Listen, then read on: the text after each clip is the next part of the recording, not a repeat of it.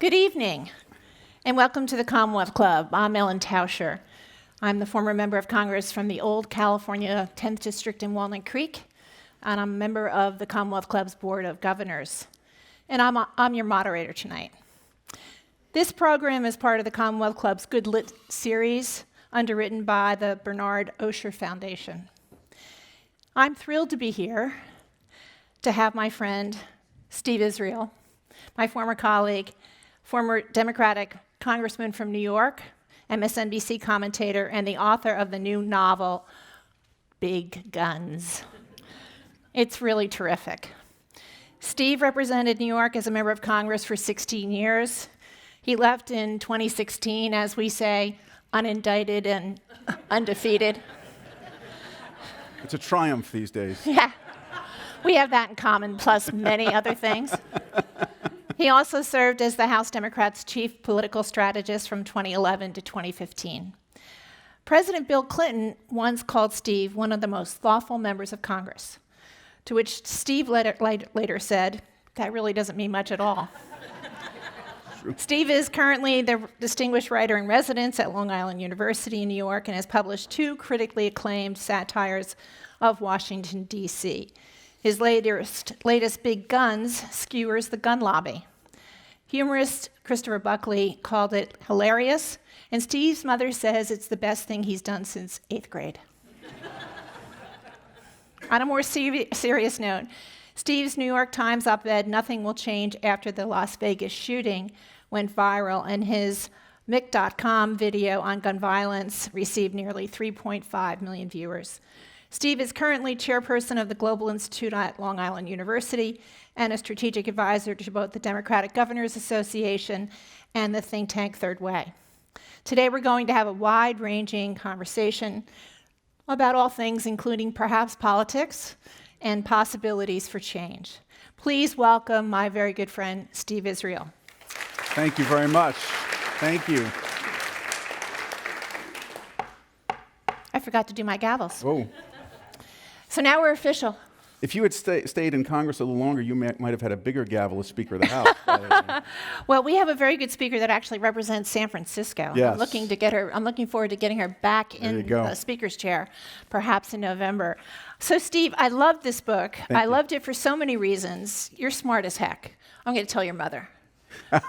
But even beyond that, I love satires. I mean, they are a very different genre. I grew up reading British murder mysteries. And my mother encouraged us to read them because she said one time, you know, they don't have guns in the UK.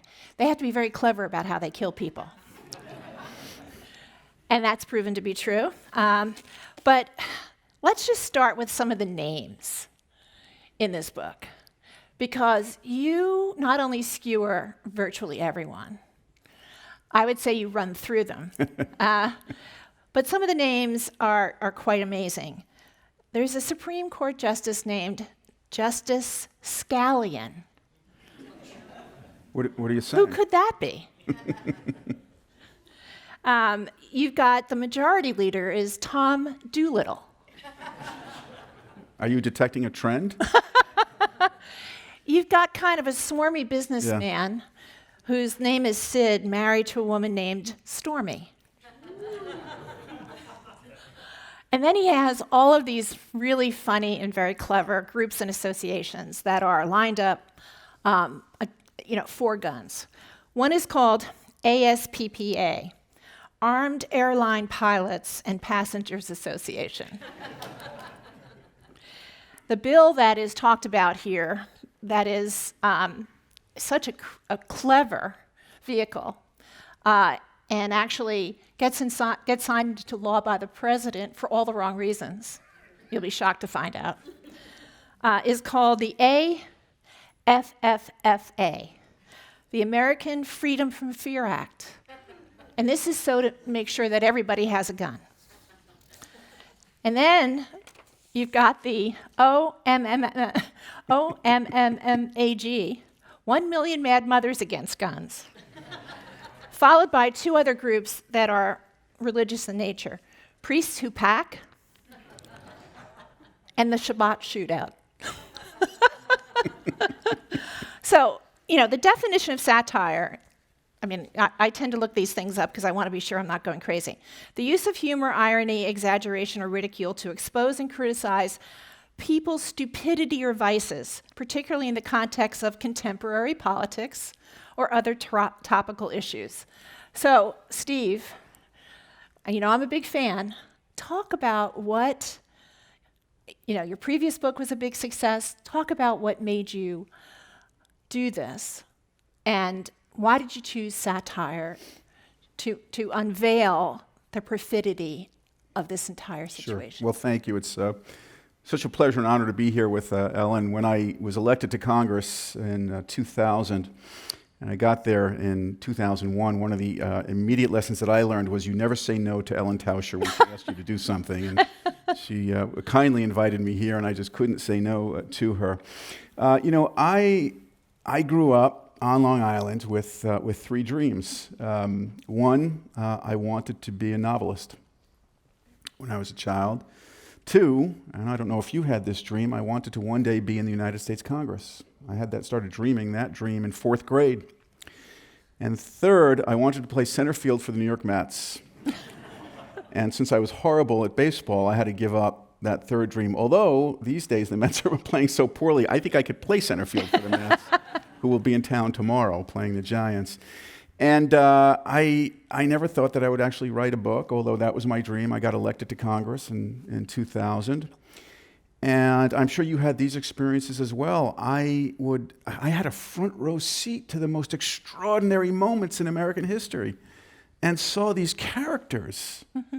I remember right after 9/11, I know you were in the rooms too. I was invited to the cabinet room and the Roosevelt room with the president and the vice president and the secretary of state and the secretary of defense. Now understand, until that moment, the most important meeting I had ever had in my political career was when I was a town councilman for the town of Huntington, and I met with the highway superintendent to talk about paving. And now I'm in the cabinet room, and as Ellen knows, you're not allowed to take any kind of personal device into these meetings. These are classified meetings, and so you have to put them in a little cubby hole and then go into the rooms. And I would see these stories unfold. Mm-hmm. And I would hear, particularly with Vice President Cheney, the most absurd dialogue that you could imagine, right? Oh, yeah. And I would run out, and I didn't write anything that was classified, anything that I couldn't, but I would just start writing about what I had seen and the characters.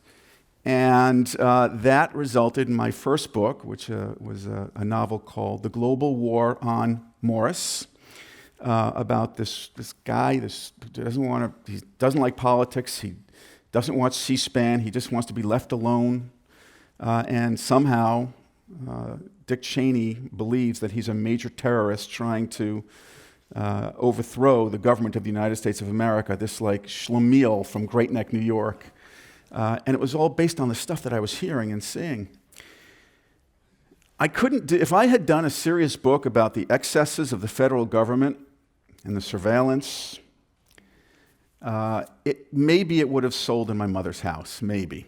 But I learned from my predecessors in satire that satire is an exceptional way of bringing people into a story trying to make a point without hitting them over the head with a 2x4. Exactly. And that's why I decided to apply that to the ludicrous debate over gun safety in Congress.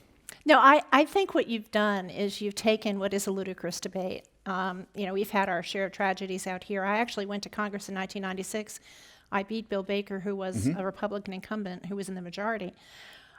We had the 101 California Street murders in 1994, and he wouldn't meet with the people from the district whose spouses had been killed.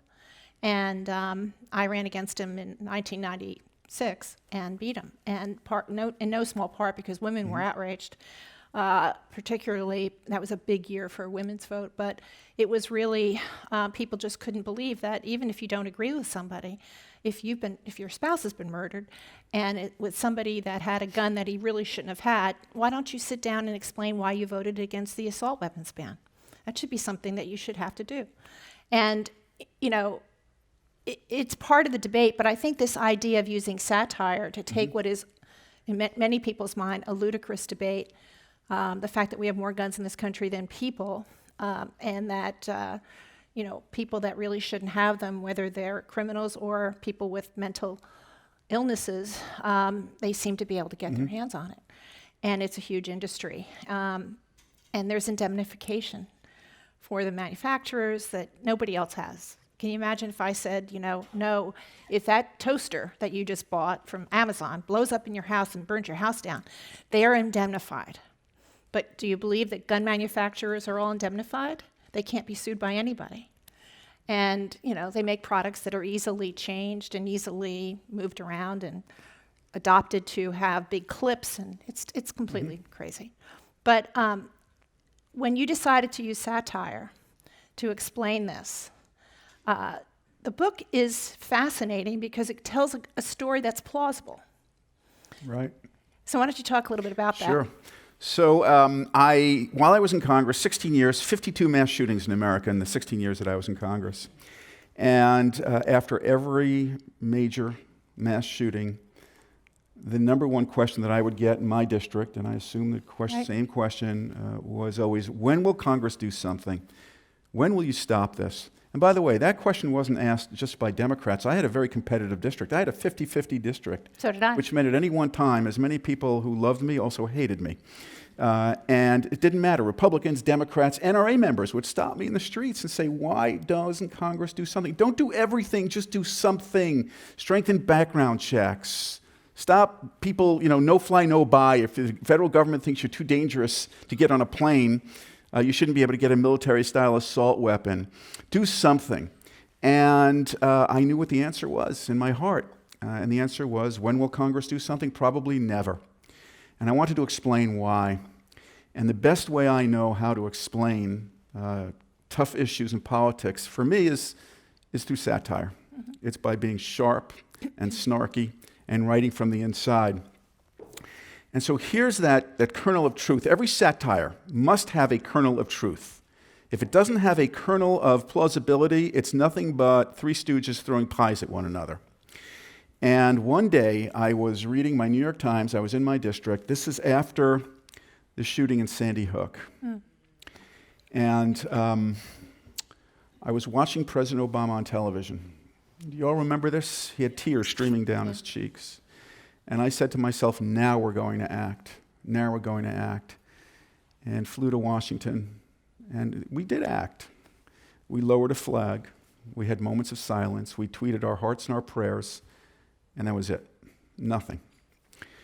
However, state and local governments, they were acting. Right. Remember this? They were doing stuff, sensible stuff.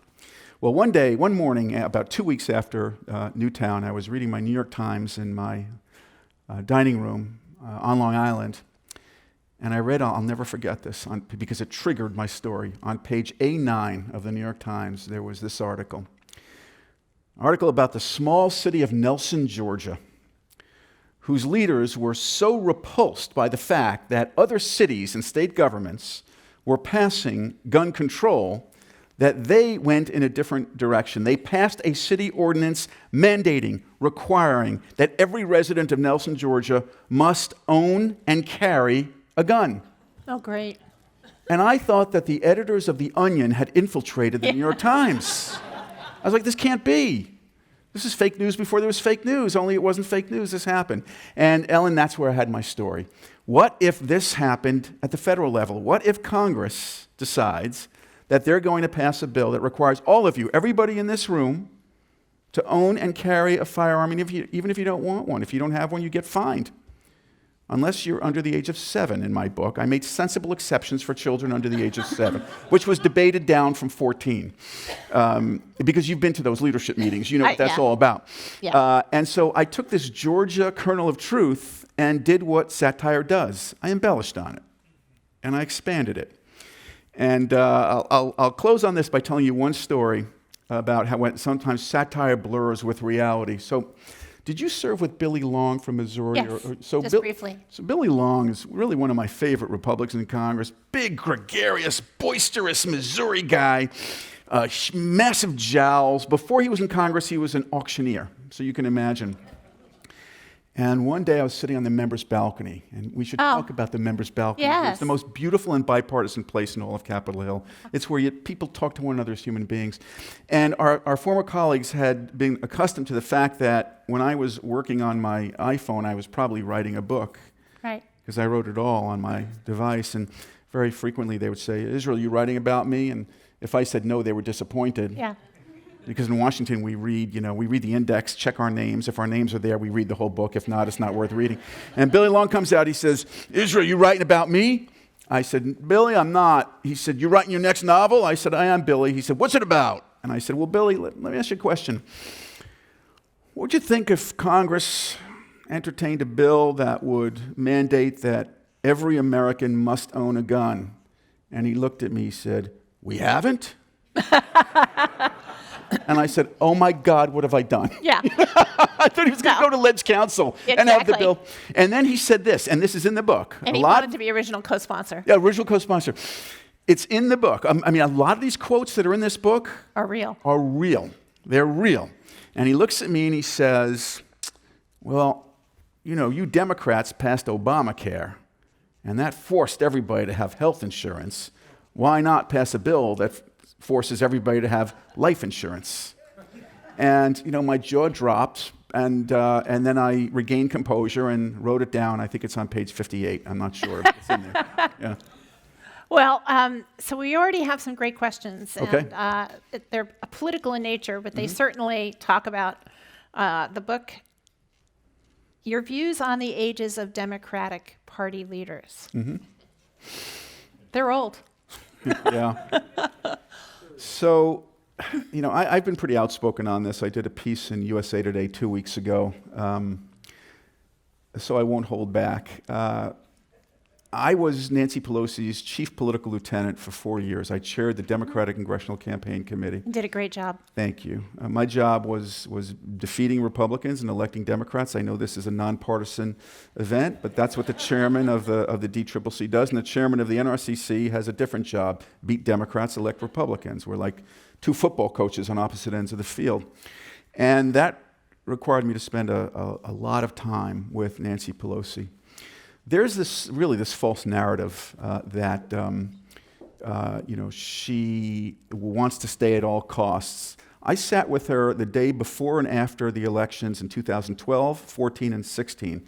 And her mindset was not, I've got to keep the gavel, I've got to keep the title minority leader. Her mindset was, one, I have 9 grandchildren, Right. and I really want to spend more time with them. 2, I do believe there needs to be a generational change, but the person who replaces me has to have capacity. Right. And what do I mean by that? Number one, when I chaired the Democratic Congressional Campaign Committee, I hate that there's money in politics. It's why I left. But under the rules we have now, there's money in politics. When I chaired DCCC, of the roughly $200 million that we raised to elect candidates, Nancy Pelosi was responsible for half of that. Yeah. Half of that, 100 She's a to prodigious 200. fundraiser. Yeah. Indefatigable. How much time? She works 90 hours a week. It's extraordinary. 2, somebody who can govern a very contentious caucus. Right. I mean, Ellen and I were both blue dogs. There are blue dogs and New Dems. There's a Congressional Black Caucus and the Congressional Hispanic Caucus and the Congressional Asian and Pacific Islanders Caucus. There's a ton of caucuses. There's a caucus of caucus. And you need somebody who can keep it all together. Right. Number 3. The Cowboy Boot Caucus. I'm sorry? The Cowboy Boot Caucus. Absolutely. I was the chairman of the Caucus on Caucuses. It was, right? The meetings were lonely but entertaining. And so somebody who can keep it all together. Number 3, somebody who can negotiate. People don't understand when you are the Speaker of the House or the Democratic leader, you're negotiating with a White House. Right. You're negotiating with the Senate Democratic leader and the Senate Republican leader. You're negotiating with the Republican leader of the House. And she did an exceptional job. So that was a long-winded way of telling you that I think that at some point she may make the choice to go, but she wants to make sure that when she leaves, she doesn't leave in a vacuum. And finally, and I'm particularly sensitive to this argument that this generation of old people need to step aside. Why just the woman? Right. Why just Nancy Pelosi? Right. I mean, maybe, if let them all go. Let them all go. if that's what it's about. Yeah, no, I'm right there with you. Okay. So please give us your midterm election predictions. Oh, well, caution. I was on a stage like this in the New York Times on election night of 2016 with Congressman Hakeem Jeffries. Right, from New York. From New York, where we had the same question at 7 o'clock that night. The polls closed at 9 o'clock, New York time, and I said, well, of course Hillary Clinton's going to win, so don't listen to me. I don't have a very good record of predicting accurately. However, I get to travel, I'm out of Congress, I get to travel the country answering that question. And I travel with a Republican former member of Congress named Tom Davis, who chaired the National Republican Congressional Campaign Committee. And we do these events where we talk about what we think will happen. So here is what I think will happen, barring any unforeseen circumstances, which with this president are the only predictable elements. The only thing that we can predict is something unpredictable. So it's not an October surprise, it's an everyday surprise? I actually think it's going to be a November surprise, and we can talk about that. Yeah. On a bad night for the Democrats, I think that they are 3 to 5 votes short of the majority. On an expected night for the Democrats, I think that there are probably 3 to 5 votes over the majority. On a really exceptional night, maybe they get it into the low double digits. Now, here's why it's going to be this narrow. It's because of gerrymandering. It's because of redistricting. Ellen's party and my party made a catastrophic mistake in 2009. We were so swept up in our success as Democratic president, Democratic majority in the House, 259 seats, 29 Democratic governors. Most of the state legislatures were Democrats, majority in the Senate. And you know what the Republicans did? God bless you, who are Republicans, God bless them. They couldn't care less. They went local. They spent $100 million defeating Democratic governors, defeating Democratic state legislators, took control of redistricting, and drew themselves maps for the exact environment they are in now. So they've got sandbags. When this tsunami happens, if it happens, they've sandbagged those districts, which is why I think we're looking at a very narrow majority. And we may not know on election night. No, we may not. We may not know, but gerrymandering is a big piece of this. Most people do not know that governors control redistricting every 10 years. So in the 0 year of a decade, the Census Bureau comes in and they check everybody and they count and they say, where are you and where are you now? And they say, okay, look, these people have moved. And in the last 30 years, migration has been mostly from the north and northeast to the south and southwest. So California got some seats in 2000, Arizona got a couple of seats, Texas got a couple of seats, Florida's gotten a couple of seats, and they subtract them because there is a fixed number of 435 members of the House. And so what this does is it reassigns to where populations have gone out of states and into states. But Republican governors, not just in 2009, there are more Republican governors since 1960. And they have run this game quietly and controlled redistricting to the point where it is almost impossible in some cases to get their numbers down in the old-fashioned way because they packed seats in a way that Republicans are going to win. You just saw that North Carolina, again.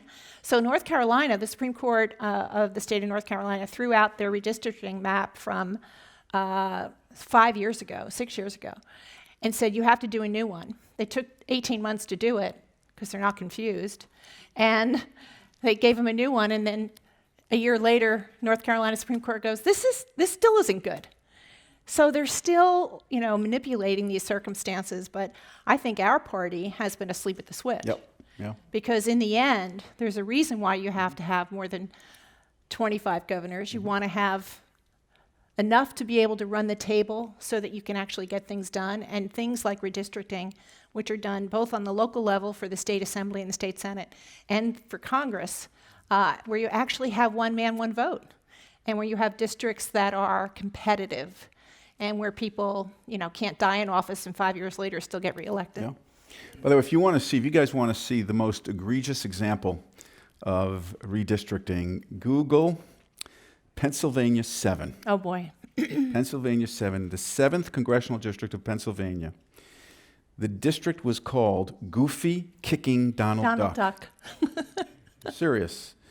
And that's because the borders of the district looked like a cartoonist drew the Disney character Goofy kicking the Disney character Donald Duck.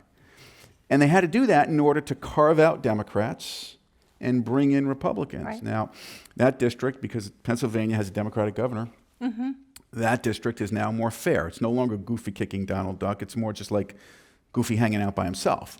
And as a result, the Republican member there, a guy named Congressman Meehan, he realized now that I have a fair district, I can't survive, and so he retired from Congress. Well, he also had another problem. And he had another problem as well.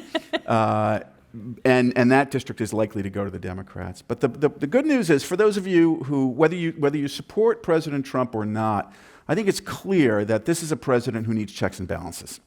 And the good news is that there will be checks and balances after November.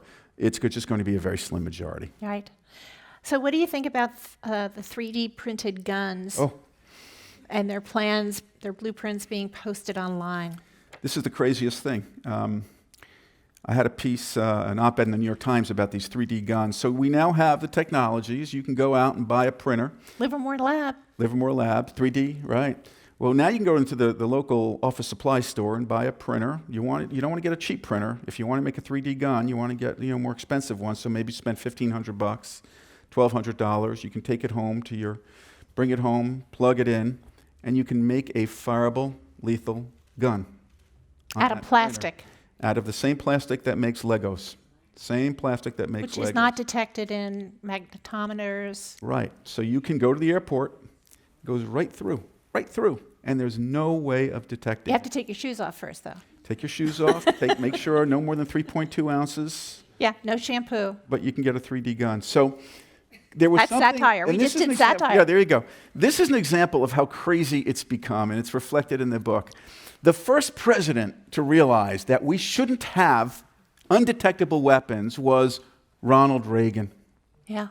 It was Ronald Reagan who signed the Undetectable Firearms Act. And it was renewed by President George Bush, and then renewed by President Bill Clinton, and then renewed by President George W. Bush. It expired in 2013, and I was the lead Democrat on the bill to extend it. And I thought this was going to be a no-brainer. Oh, yeah. No-brainer. Oh, my God, it was as if I was abolishing the Second Amendment. I mean, I was getting death threats because I didn't think it was a good idea to allow people to go through a metal detector with a gun, get on a plane, and shoot somebody. We ended up passing it. That was the good news. Congressman Howard Coble from North Carolina was the Republican. We ended up passing it, but it was so watered down by the NRA that the good news is we passed it. The bad news is we didn't pass what we should have. The good news is the debate and that atmosphere is also in big guns, and will also help explain to you why nothing happens on Capitol Hill. Yeah, talk a little bit about that. The atmosphere? From the book. From the book. So I'll tell you this story. I hope it will tell you everything that you need to know about to answer that question, why doesn't Congress act when it comes to gun safety? I was a member of the House Appropriations Committee, which was considered one of the more powerful committees in Congress. Why? Pop quiz. Why was the Appropriations Committee? Money. You're going, yeah, we were appropriated. We effectively wrote the checks. And every year there's a ritual in the Appropriations Committee where Democrats would try and attach riders to funding bills on gun safety. So the bill funding the Department of Homeland Security, we tried to attach a rider called No Fly, No Buy. I explained that. I'm going to get on a plane at San Francisco International tomorrow to fly back to New York. I can get on that plane because I'm not deemed a threat, but somebody who is deemed a threat can't go on that plane, but could then go on the internet and order an AR-15.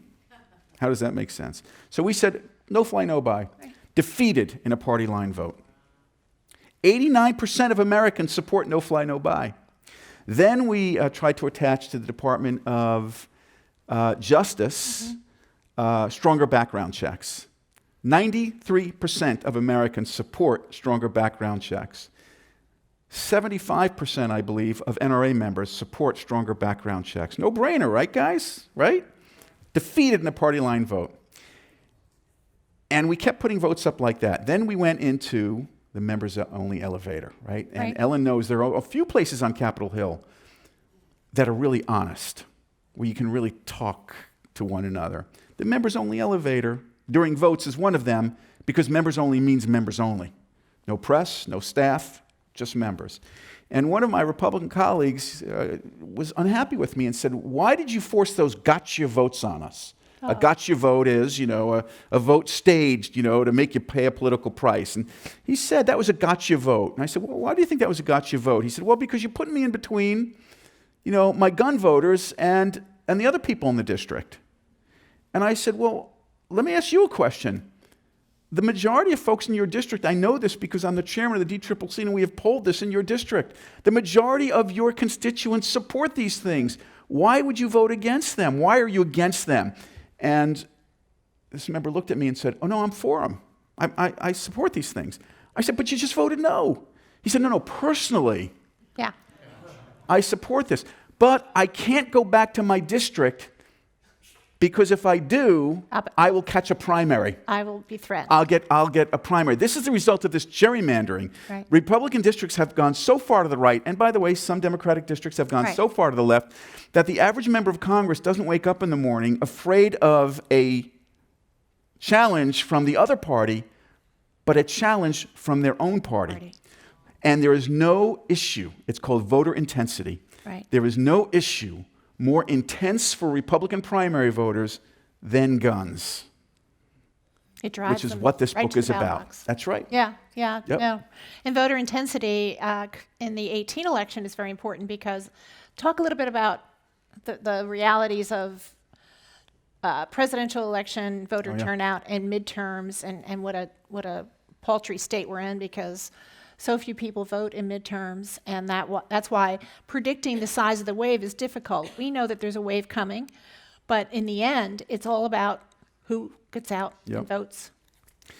Voter turnout explains every gray hair on this head. That I didn't have a gray hair on the head when I was DTRIP chair. Let me give you a very specific example. I was supposed to be on MSNBC today talking about this, but the memorial service for John McCain, which I thought was one of the most beautiful things I've ever seen, bounced me. But I was looking. I'll give you an example of the importance of voter turnout. The Democratic primary for governor in Florida yesterday. In 2000, Democrats lost Florida. Donald Trump won Florida. He won it by 113,000 votes. 113,000 votes. That's nothing, right? Republican performance in Florida in the presidential election was about 82%. Right. Democratic performance in the Florida election in the presidential was 74%. Had Hillary Clinton's campaign gotten that turnout up to parity with Republicans, she would have won Florida and probably would have won the Electoral College. So voter turnout is everything, particularly in a midterm election. That's right. So this is a great question. Is reality stranger than satire now? Man. Well, here's the thing. Satire is on life support right now because of the reality. And I think the most brilliant satirist in America in recent history is this guy, Christopher Buckley, who wrote Thank You for Smoking, Little Green Men, No Way to Treat a First Lady, Supreme Courtship. He's my idol, and I got to meet him after writing my first book, and I've gotten to know him. He's taking a hiatus from satire. Right. He's out of it, and when I asked him why, he said, because the American people are getting satire every morning when they wake up to a tweet. Well, there's a question here. Is there a danger that Donald Trump will make satire passé? And he has. That's a great question. He has. So the market for satire right now is the market for fiction is flat. The market for nonfiction is robust. Everybody wants to know what the heck is going on and what are we going to do about it. So nonfiction is just flying off the shelves. Fiction, unless your name is James Patterson, whoever it is, unless you're writing a book that's selling in an airport, fiction is pretty flat. Satire is really in trouble right now, and that disturbs me because I don't want to sound presumptuous, so take me out of the equation. The greatest literary patriots in American history were satirists. What would we have done without Mark Twain, without Joseph Heller? They were able, as we said at the outset of this, they were able to bring people into an intellectual argument with humor, Right. with sharpness that people might otherwise reject.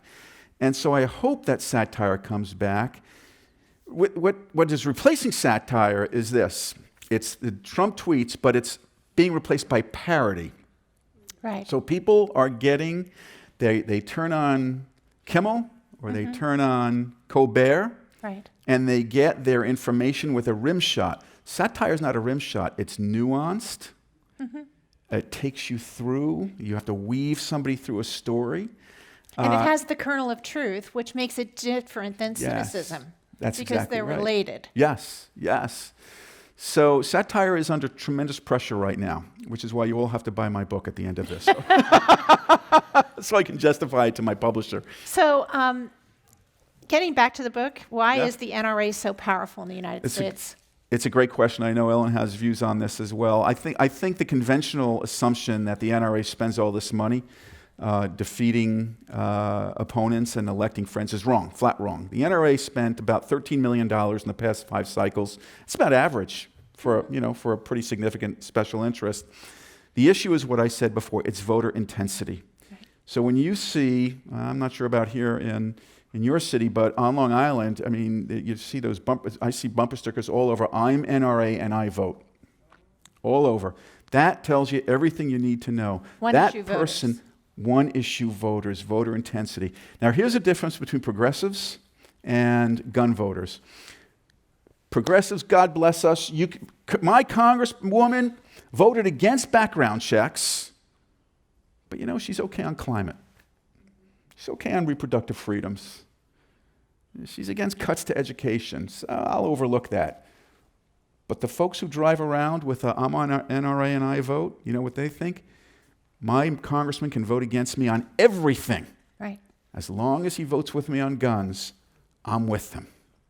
And I vote. And I vote. I come out. You don't have to remind me. The NRA is powerful because they mobilize those one-issue voters. And on the other side of the equation, progressives are just more tolerant of members of Congress who vote against us on guns but are with us on other things. When our intensity equals gun voting intensity, Right. you will see a change. That's right. So you talked about when you were in 4th grade wanting to be a member of Congress. Yeah.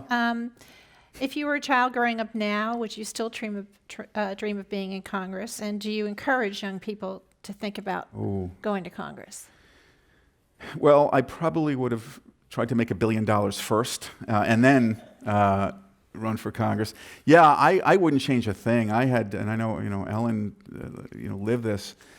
16 of the most glorious years of my life, the most glorious years of my life. There was no privilege greater than serving in the United States Congress. And I think it's more important than ever for us to engage young people. Here's what I worry about the most now. I'm working on the issue of civic engagement and community service. I think it helps explain why President Trump gets away with what he gets away with, because there is a fundamental and shocking ignorance that people have about how government operates. Civics. Here's a statistic for you. Fewer than 45% of Americans can name all 3 branches of government, but 78% of Americans can name all 3 stooges. 12% of Americans believe that the Bill of Rights includes the right to own a pet. The right to own a pet. When you lose that civic understanding, you become untethered. Right. You lose your bearings. You become disconnected from the fundamental virtues and values of the country in which you live. And that is happening more and more every day. It explains why Donald Trump can say the most ridiculous things and people believe it. Now, I think we've lost, I don't want to be too mawkish year. I think we've lost a good part of the current generation. But if we get started on fourth graders right now, we'll be okay. Yeah. So, do you think Donald Trump's endorsement will help or hurt in November? It cuts both ways. Yeah, absolutely, you're right. And you know, in the 23 districts that are represented by Republicans, which Hillary Clinton won, please endorse the Republican, Mr. President. Yeah. And districts where you have a big Trump base, of course, it's going to help. The thing is this, that, and here I don't want to agitate anybody, but look, folks, the Democrats have won all the blue seats they can win. Right. There are no more blue seats to win. They've got to win in this midterm election districts in Kansas, Purple seats. Iowa, purple seats, Florida. They've got to win districts in Orange County, California. And those are purple districts. And the path to the majority is in those districts. We have 7 of those seats, in California. Yes. Where Hillary won and Dana Rohrabacher won and Jeff Dunham won, Hillary won, and you have to think, what were those people thinking? Yeah. Yeah. So what do you think about who will run in 2020, and what issues do you think will be the most important? Ellen Tauscher. No. No? No, you can't afford me.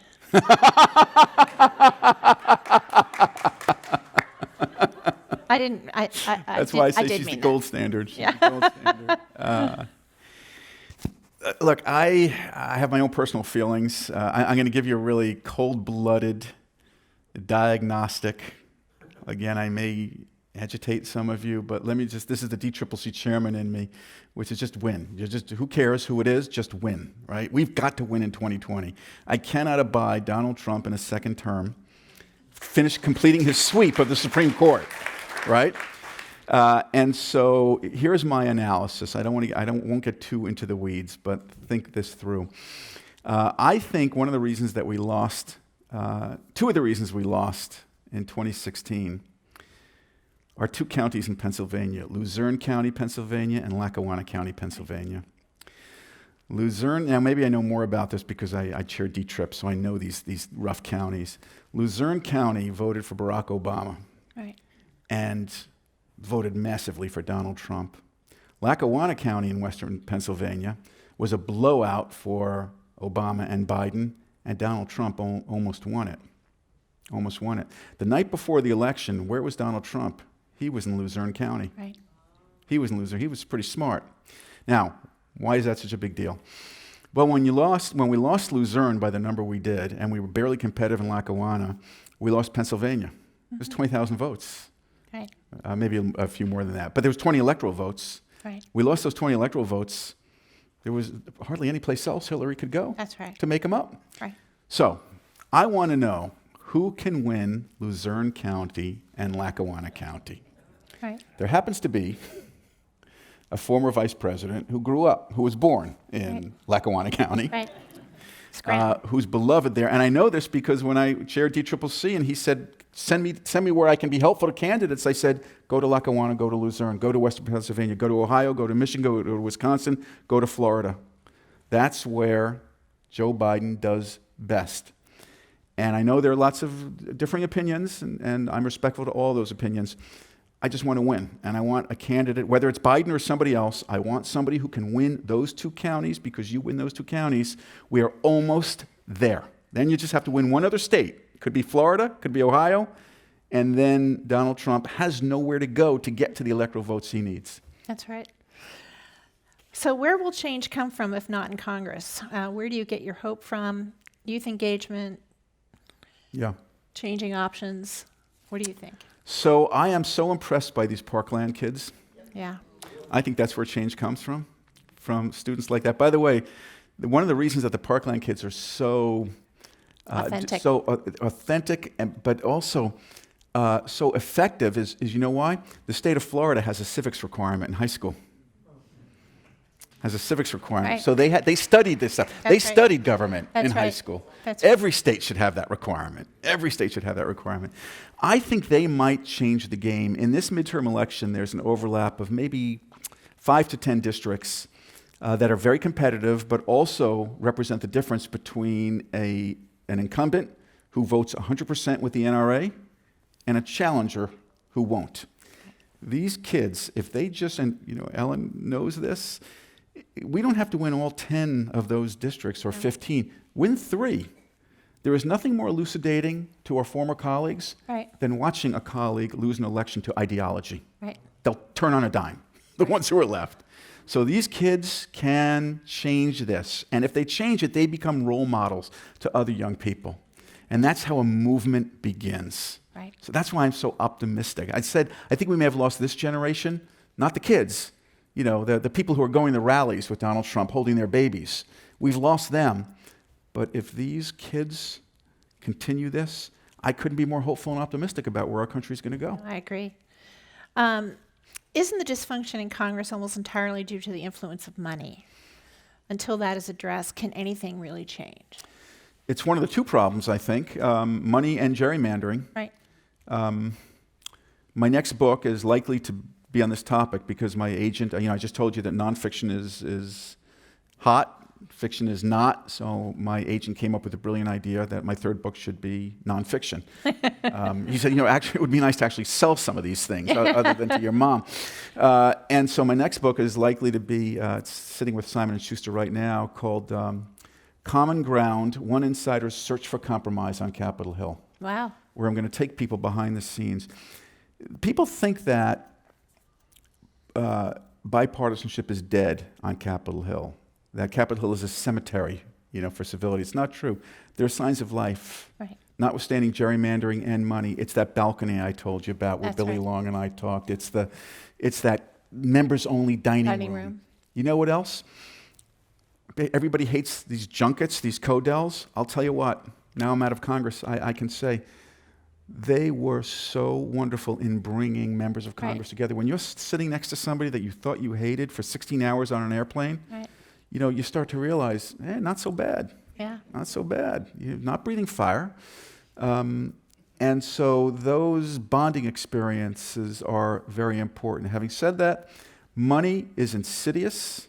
Yeah. I quantified, I did this piece, Confessions of a Congressman. I quantified it, 16 years in Congress. Separate and apart from the DCCC, I raised $20 million for my own re-elections in increments of $5,000, because you can't take corporate money and it can't exceed $5,000. I spent 5,200 hours in those little cubicles at DCCC, dialing and double dialing. And it would go like this, hi Harry, it's Congressman Israel. How's your wife, Sheila? Oh, Shelley? Oh, I'm sorry. How's Shelley? Harry, listen, I got a tough re-election. Can I count on you for 5,000? How about 3,000? 2,500, 2,000? Okay, thanks, Harry. Thank you. Bye. Thank you, bye. Next phone. Hi, Jim. How are you, Jim?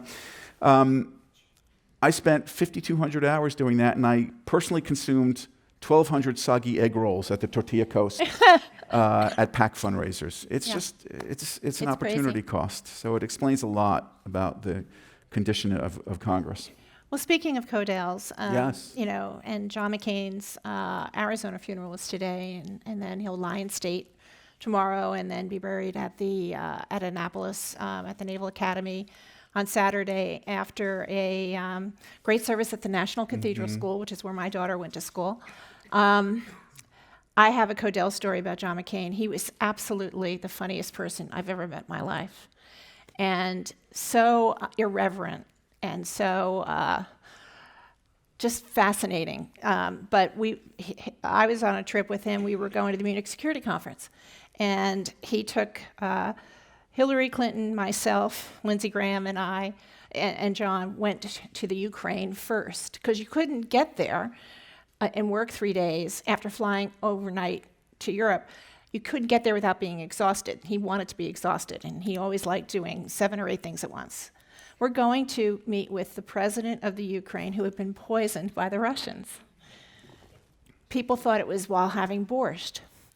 So we take off. John's sitting next to me, and I said to him, no question about it, John, this is going to be a great trip, but do we have to have lunch with the guy? They poisoned him at lunch. And he goes, what? He goes, you're kidding. He goes, Graham. And Lindsay's kind of fallen asleep. He goes, you're our food tester. So Oh, I love it. this very, very handsome man who was the president of the Ukraine had been poisoned. He was now a shade of green. His face was all pockmarked. It was just a horrible transformation. They nearly killed him. He's sitting across the table from us, and it's Hillary, me, John, and Lindsay. And in they come, these guys with these white gloves, and they put something down in front of us. It's borscht. Oh. So I kind of look at it, and I kind of turn my head and look at John, and John goes, "Mr. President, this is how we do it in the United States. This is why all of us are walking around right now." Lindsay, the president of the Ukraine, burst out laughing. Lindsay, of course, picks up the spoon, kind of takes a sip, puts the spoon down, and goes,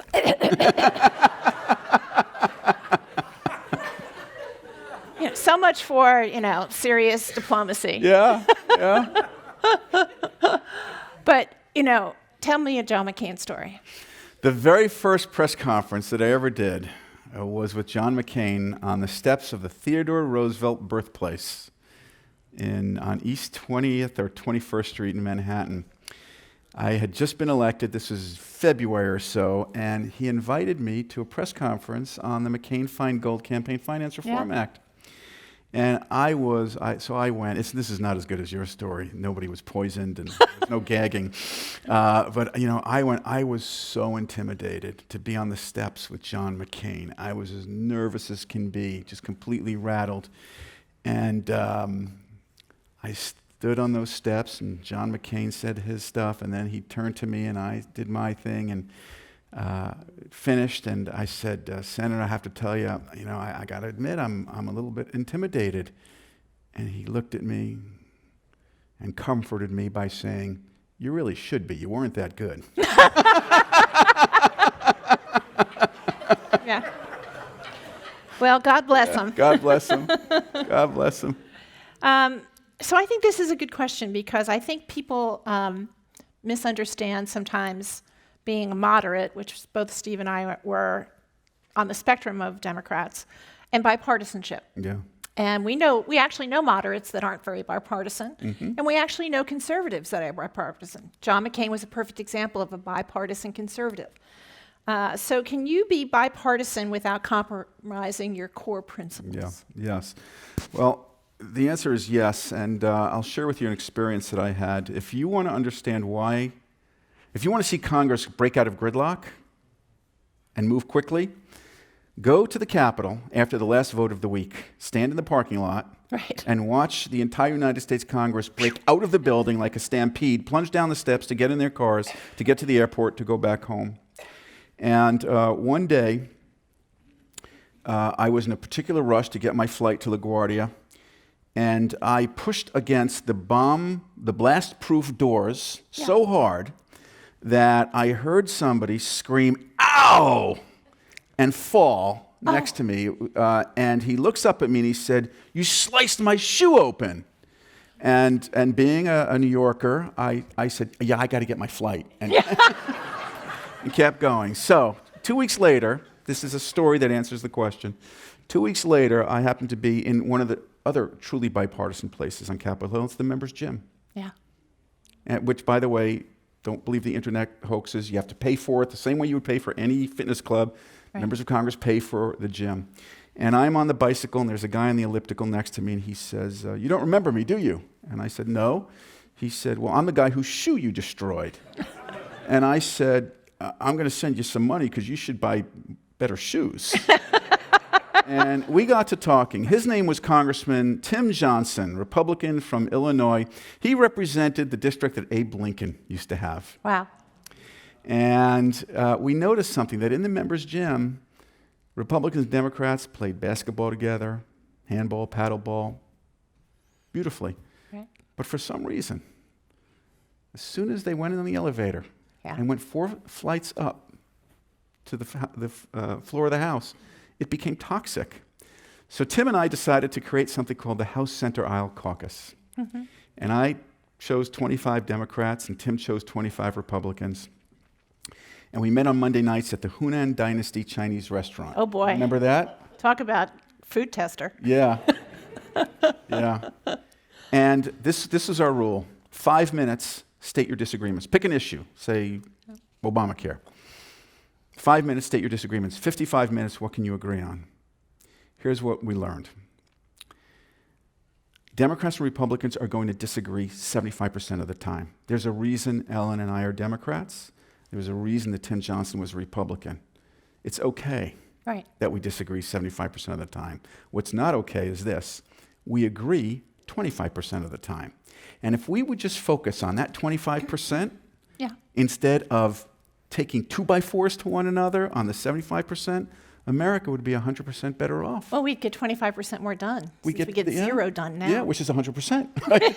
So that was the most liberating experience, and it proved to me that, yes, you can hold to your principles, your core values, but find areas of agreement. The Center Aisle Caucus went out of business. It was defunct. It was the first casualty of the Tea Party tide in 2010 when Republican moderates came to me and said, I can't come to your dinner. And I'd say, why? And the answer was, because my primary opponent is using it against me in literature. Right. They're saying, I joined the Center Aisle Caucus and I'm compromising. Right. Because And that's I'm a dirty selling out. four-letter word. Yeah. So after a while, we had 25 Democrats and Tim Johnson. Tim Johnson, not only did he not, Did you ever he buy him a shoe? retired. Did I ever buy him a shoe? It was the first step in a beautiful relationship. The shoe is now in the Smithsonian Museum as an exhibit of the casualties of bipartisanship. He came up to me once on the floor and he said, I'm leaving. And I said, you mean you're not running in the next election? He said, no, I'm leaving Congress. I can't stand the Wow. partisanship anymore. Right. Yeah. They no. left. Yeah. Yeah. This is a very good question. Do you think there should be a liberal answer to Fox News, or is media liberal enough? Oh boy, yes, there were. Well, look, MSNBC is Right. a counter, but the question, I'm worried about the tribalization of the media. Right. I'm worried about gerrymandering and the tribalization of the media. And I do a lot of work now. I hope to have a podcast called Red Brain, Blue Brain that explains how our brains are literally being rewired and gerrymandered. So if you live in a typical congressional district, chances are you spend all day with people who think as you do. You work all day with people who think as you do. You come home, you turn on either Hannity or Maddow, right? And so our views one view is being reinforced in different areas of our brain. And that is very dangerous for society. When I grew up, and when I was in 4th grade and I decided to run for Congress, I'd go home and I'd listen to I would watch Walter Cronkite. Right. Or Dan Rather. Or Dan Rather, right? And you'd get information. It was news. Now you don't get it. You don't get it. Now here's what's so dangerous about that. Fox News reaches more Democrats on any given night than MSNBC and CNN combined. Right. It's the volume. And they are just spewing propaganda, and people are buying it. What we also need in our society, I think we need more not-for-profit news services. Our newspapers are consolidating. Mm-hmm. State and local governments don't get coverage anymore. That's where corruption flourishes, when you don't have a local newspaper reporter filing a Freedom of Information Act request. And so I think we're going to have a new model of not-for-profit journalism that holds government folks accountable. Yeah. In the end, when you go to Congress, you have to understand that this is public service. It's not really a job. I mean, you get paid for it, but it is not a job. It is public service, and there are lots of sacrifices. Steve went to New York on Friday. He got there a couple of hours later. I was probably just getting to Dulles Airport, getting on a plane, 5-hour flight, 3-hour time change. I only had an hour drive, but a lot of colleagues in California get off a 5-hour flight, and then they are driving 2 or 3 hours or taking another flight to get to other parts of the state. And so it's a big sacrifice. You're never at the birthday party, the soccer game, the anniversary dinner, or any of the things that you're supposed to be at, because you really are meant to be listening to your constituents so you can go back and serve. But it's the most joyous thing you can do if you get to do it. But at the same time, if you can kind of keep the Constitution, your conscience, and your constituents in your head, and if that's who you believe you're serving, I can remember my mother once telling me, the most important things in life are who and what you're meant to be doing. Who do you work for, and what are you meant to be doing? And so if you can kind of keep the Congress, if you can go there to do public service, if you understand if you have to do things because your constituents require it, your conscience requires it, or the Constitution requires it, and you're not going to get reelected, then that's okay. Yeah. Go back to your real life. But for too many people, this becomes a lot of ego and a lot of other things. They get caught in a bubble. Yeah. You did not. Well, you did not You were either. always authentic. Well, thank you. I appreciate that. So the Second Amendment, is it outdated? And if so, how would you consider modifying Yeah. it? Well, does anybody believe that the writers of the Second Amendment could have possibly imagined 3D printed guns? Right. No. So, and if you read the Second Amendment, it's pretty clear. Right. It's pretty clear. I'm not sure that the Second Amendment ever will be updated. I think for the time being, we're going to have to rely on state and local governments to make the progress that needs to be made. If there's a Democratic majority in the House, I think you're going to see fundamental reform. I think you'll see no-fly, no-buy. I think you'll see strengthened background checks. You may see other things. The problem is it's going to die in the Senate. Yeah. And so we're going to have to wait until 2020 to get Washington to act on this. And that's going to require a different majority in the House, a different majority in the Senate, and a different president. Between now and then, 30,000 Americans are going to be killed. But 60,000 Americans will be killed between now and the 2020 presidential election to guns. We're going to have to rely on state and local governments to try and bring those numbers down until we get to 2020. Right. So we're getting to the point where we have just a couple minutes for a couple last questions. And I just wanted to ask this one because I think that this is really the crux of what we have to face in 2020. Does the Democratic Party have to swing to the middle? Or can it win by relying on its progressive, excited wing? Yes. So the answer is we're going through this huge debate now. Is the Democratic Party the party of Alexandria Ocasio-Cortez, who just beat Joe Crowley, or is it the party of the Blue Dogs and the New Dems? Here's my answer: just win. Yes. Just win. You can, and here's the thing. I know our time is wrapping up. You're not going to win with one national boilerplate message, right. Not in this midterm environment. You have to win locally. You have to do it locally. A message that's going to work in Brooklyn, New York, is not going to land on the same ears in Brooklyn, Iowa, which happens to be a competitive congressional district this midterm. And so you got to think of it, folks, as if you're driving cross country, right? And in some markets, you're going to hear that beautiful country music coming in loud and clear. And in other markets, you're going to hear NPR. Just win in the market that you're running in. Then come to Washington, and then we can talk. Just win. So isn't the dysfunction in Congress almost entirely due to the influence of money is a question we've already asked. But the second part of it is, what do you believe are the legitimate reasons for an untrained civilian to own a rifle?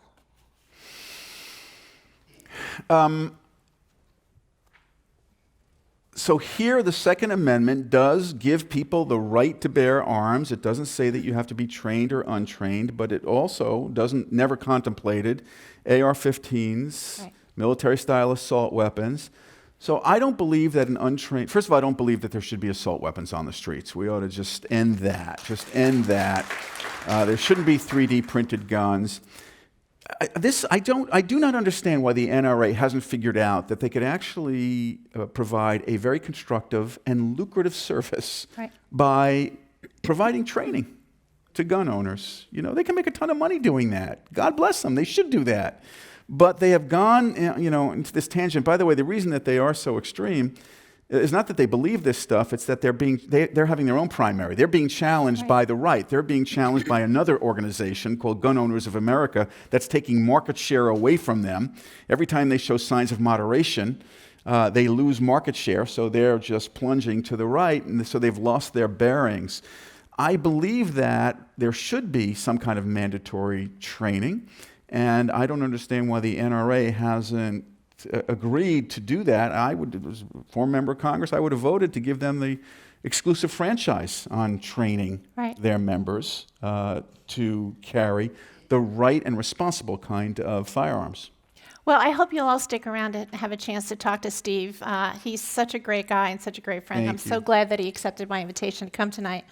And I want to thank him, former Congressman Steve Israel, MSNBC commentator and author of the new novel, Big Guns. We also thank everyone here as well as our audience on radio, television, and the internet.